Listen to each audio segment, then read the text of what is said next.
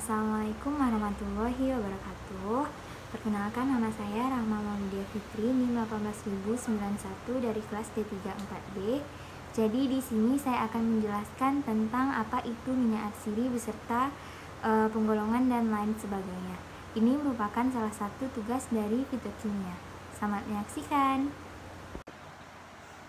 Baiklah teman-teman semuanya, di sini saya akan menjelaskan apa itu yang dimaksud dengan minyak atsiri. Di mana minyak atsiri merupakan bahan dasar dari wangi-wangian atau minyak gosok yang secara alami. Nah, minyak atsiri ini dikenal juga sebagai minyak eteris, minyak esensial, minyak terbang, serta minyak aromatik, yang mana semua itu merupakan kelompok besar minyak nabati yang berwujud cairan kental yang mudah menguap sehingga memberikan aroma yang khas. Minyak atsiri adalah minyak yang dihasilkan dari jaringan tanaman tertentu. Nah, seperti akar, batang, kulit, bunga, daun, biji, dan juga rimpang. Nah, teman-teman semuanya, minyak atsiri dapat terbentuk secara langsung oleh protoplasma akibat adanya peruraian lapisan resin dari dinding sel. Nah, minyak atsiri tergantung dalam berbagai organ tanaman seperti di dalam rambut kelenjar, di dalam sel-sel parenkim, di dalam rongga-rongga glykogen dan lisigen. Baiklah, selanjutnya di sini saya akan menjelaskan fungsi minyak atsiri bagi tanaman. Di sini ada 3 fungsi. Yang pertama itu sebagai membantu proses penyerbukan dan menarik beberapa jenis serangga atau hewan. Yang kedua untuk mencegah kerusakan tanaman oleh serangga atau hewan. Dan yang terakhir sebagai cadangan makanan bagi tanaman. Nah, di sini minyak atsiri digunakan sebagai bahan baku dalam berbagai industri, misalnya industri parfum, kosmetik, farmasi, bahan penyedap, dan lain sebagainya. Baiklah, selanjutnya saya akan menjelaskan ciri-ciri dari minyak atsiri. Nah, minyak atsiri bersifat mudah menguap karena titik uapnya rendah. Selain itu juga, susunan senyawa komponennya kuat mempengaruhi saraf manusia, terutama di hidung, sehingga seringkali memberikan efek psikologi tertentu. Tentunya setiap senyawa penyusun memiliki efek tersendiri dan campurannya dapat menghasilkan rasa yang berbeda-beda. Baiklah teman-teman semuanya, minyak atsiri juga mempunyai sifat fisika dan juga kimia. Nah, kalau pada fisika, dia itu mempunyai bau karakteristik, bobot jenis, bersifat aktif, serta indeks bias yang tinggi. Pada kimia, dia itu bersifat bilangannya asam, bilangan ester, oksidasi, dan juga hidrolisis. Baiklah, di sini ada lokalisasi minyak atsiri. Minyak atsiri terkandung dalam berbagai organ seperti di dalam rambut kelenjar, seperti yang sudah saya jelaskan sebelumnya ya, dapat ditemukan di dalam sel-sel parenkim, di dalam rongga-rongga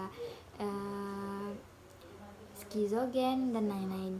Minyak atsiri dapat terbentuk secara langsung oleh protoplasma akibat adanya penguraian lapisan resin dari dinding sel atau oleh hidrolisis dari glikosida tertentu.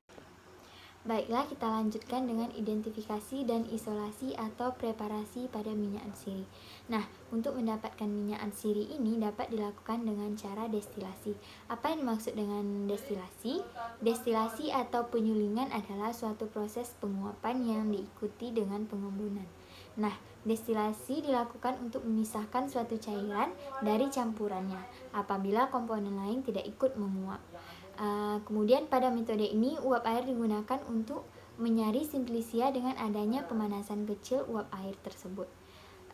Setelah menguap kembali bersama minyak yang diuap tadi dan akan dikondensasikan oleh kondensor sehingga terbentuk molekul-molekul air yang menetes dalam corong pisah penampung yang telah diisi dengan air.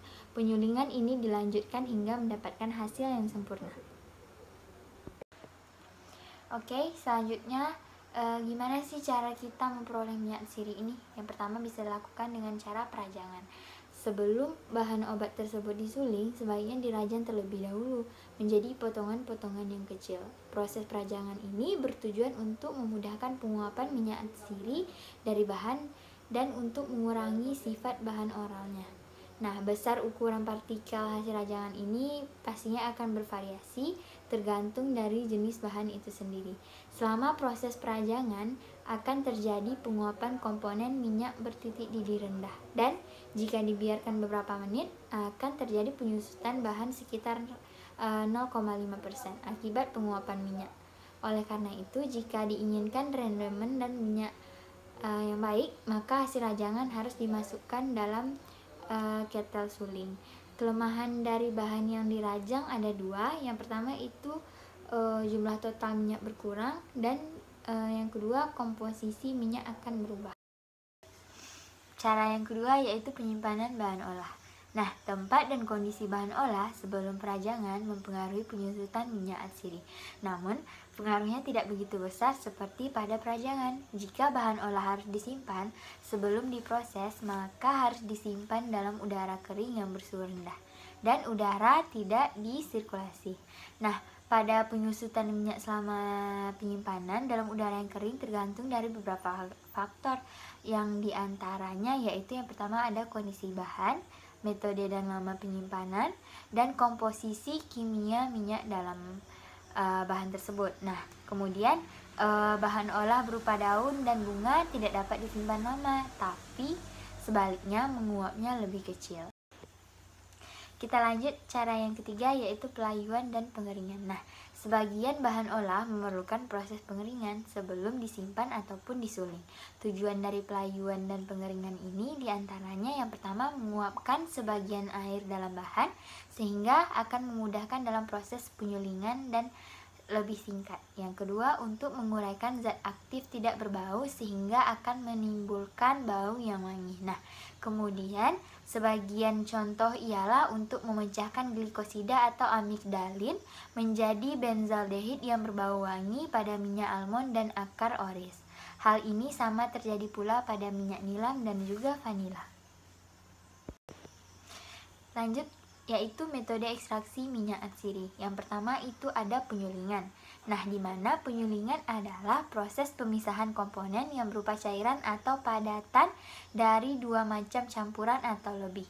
Berdasarkan perbedaan titik uapnya, proses ini dilakukan terhadap minyak atsiri yang tidak larut di dalam air. Yang kedua itu ada pengeprasan atau disebut juga dengan pressing, di mana ekstrak minyak atsiri dengan pengepresan umumnya dilakukan terhadap bahan berupa biji, buah atau kulit buah yang dihasilkan dari tanaman yang termasuk famili citrus. Karena minyak dari famili tanaman tersebut akan mengalami kerusakan jika diekstraksi dengan penyulingan. Akibat tekanan pengepresan, maka sel-sel yang mengandung minyak akan pecah dan minyak akan mengalir ke permukaan bahan. Yang ketiga itu ada ekstraksi dan pelarut menguap.